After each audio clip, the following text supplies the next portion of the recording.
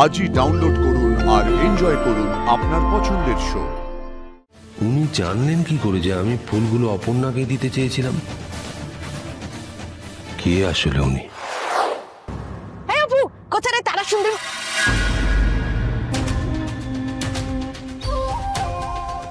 কি স্যার, আপনি এখন এখানে? আপনি আসুন স্যার আমার। তুই স্যারকে কোথায় নিয়ে যাবি? একটা এমার্জেন্সি আছে, একজন নার্সের প্রয়োজন, তাই নিয়ে যাচ্ছি। আসুন, চল।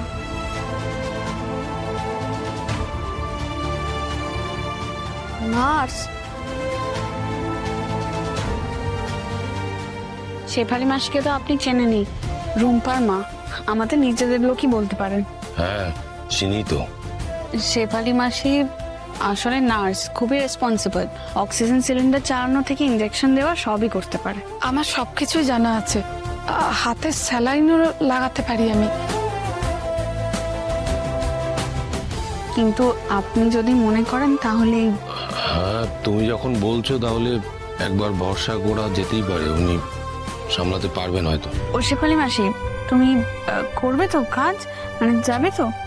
হ্যাঁ হ্যাঁ, কিন্তু আমার তো কোনো নার্সিং ডিগ্রি নেই, তাই জন্য এতদিন কোনো ভালো কাজও পাইনি। আরে বাবা, স্যার কি বললেন শুনলে না?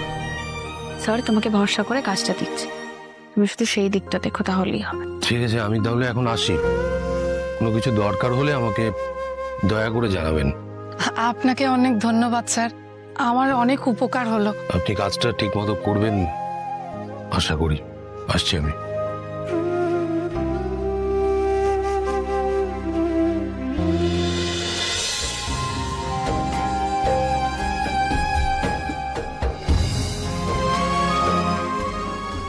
সকালে তুমি এইভাবে হন্তদন্ত হয়ে বেরিয়ে গেলে আমার চিন্তা হচ্ছিল আর্য। আসলে মীরার মার খুব শরীর খারাপ, খুব ক্রিটিক্যাল কন্ডিশন। সারাদিন ওখানেই কেটে গেল। কিন্তু এই জুঁই ফুলগুলো যাকে দেওয়ার জন্য তুমি ভোর রাত থেকে অপেক্ষা করে রইলে, সে তো পেল না। জানো মা, একটা অদ্ভুত ঘটনা ঘটেছে।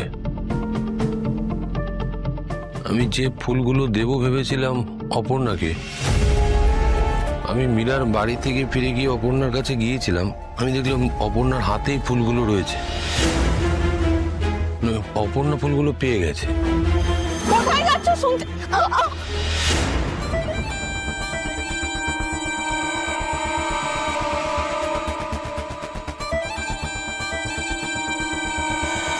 আচ্ছা, এই তারা সুন্দরী মা কি আমাদের বাড়িতে এসেছিলেন?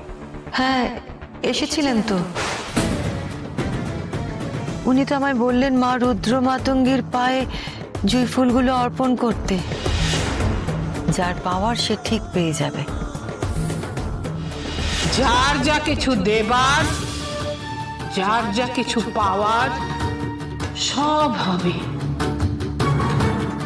শুধু সময় লাগবে শুধু।